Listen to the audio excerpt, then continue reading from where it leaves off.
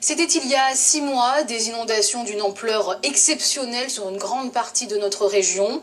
Romorantin, dans le Loir-et-Cher, a fait partie des villes sinistrées. Plusieurs quartiers du centre-ville, l'ancienne usine Matra, le musée. Un événement qui avait été envisagé par un architecte qu'ont rencontré Alain-Georges Monet et Mélior Moima. La ville de Romorantin a connu un premier architecte visionnaire en la personne de Léonard de Vinci, pas moins.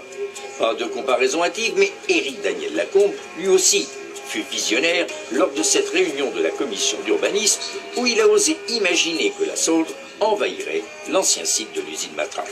On me regarde comme quelqu'un qui perd son temps, comme quelqu'un qui malgré tout s'intéresse à la ville de Romorantin. Celui qui y croit le plus, c'est le maire. L'État comprend qu'ils font une expérience. Lors de cette rencontre, ces auditeurs surpris, voire incrédules, ont écouté un argumentaire étayé et parfois déroutant. J'ai pris une position inverse à celle d'Édic. J'ai choisi de fabriquer un quartier où l'eau allait rentrer, où on allait maîtriser sa venue et surtout favoriser sa sortie. C'est ce qui s'est passé quand l'eau est arrivée fin mai, début juin. Tout le monde a cru que l'affluent avait débordé, que l'affluent avait noyé le quartier. Et une journaliste a dit non, c'est touché mais c'est pas coulé. Eh bien, il y avait deux morceaux à conserver, historiques, la porte de l'usine et l'usine elle-même, qui ont servi d'une certaine manière comme une porte d'entrée et sortie de l'eau, et l'usine comme un point d'arrêt de l'eau. À partir de là, il a fallu convaincre, et notamment le maire, Jeanny Lorgeau, à qui reviendrait la décision finale. Décision lourde de conséquences qui devait appréhender le risque humain tout d'abord et le risque financier. Pour un maire, avoir l'opportunité de recréer dans son centre-ville, sur un site de 6 hectares, un quartier, c'est une aubaine fantastique et je m'y suis jeté à corps perdu. Mais en même temps, j'y ai peut-être ajouté le bon sens de ma grand-mère. Je savais que l'eau pouvait créer des crues formidables, très importantes, très élevées et dures. Et c'est la raison pour laquelle, à toutes les hauteurs qui étaient prescrites par la réglementation, j'y ai ajouté de moi-même 60 cm. Et puis le 1er juin, la Sauldre est sortie de son lit.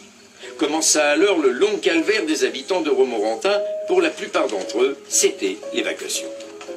Je peux dire qu'une famille sur deux, progressivement est partie et l'autre est restée. Par contre, ce qui est évident, c'est qu'une fois que l'eau est repartie finalement au bout de 2 jours, alors que le reste du Loir-et-Cher était toujours sous les eaux, l'ensemble de ces familles se sont constituées elles-mêmes, sans dommages, à comparer quand même avec 1 milliard de dommages ailleurs, pour finalement nettoyer les clôtures qui avaient un peu bougé, les débris qui s'étaient accumulés, les quelques plantes et fleurs qui avaient été soulevées, et regarder si elles pouvaient remettre les choses en état. Et je peux dire que depuis cet événement, ce quartier est vraiment devenu leur quartier. Alors pourquoi les événements ont-ils donné raison à Éric Daniel Lacombe? Parce que, suivant son expression, il a convoqué l'eau dans la conception du quartier et baptisé ce bâtiment Bateau Lavoir. Il n'a pas pris l'eau parce que tout le monde a pensé que l'eau resterait tout en bas, comme une marée basse, soit qu'elle monterait, mais qu'elle ne dépasserait jamais le mur historique, le support de l'usine et le support des anciennes rues de Romorantin. Puis en même temps, l'État a demandé à ce que les choses soient surélevées, le maire a rajouté sa précaution pour fabriquer son centre-ville à 1,50 m, et l'eau est arrivée à 5 cm sous les balcons du Bateau Lavoir. On peut dire que ce jour-là, le Bateau Lavoir était vraiment un bateau.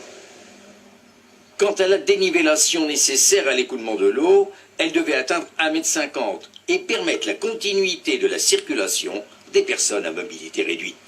On a fait une dérogation avec l'État en fabriquant une route qui a été surélevée par rapport au terrain naturel où je me trouve de 75 cm, comme une marche publique qui permettait d'accéder à une deuxième marche à 1,50 m privée.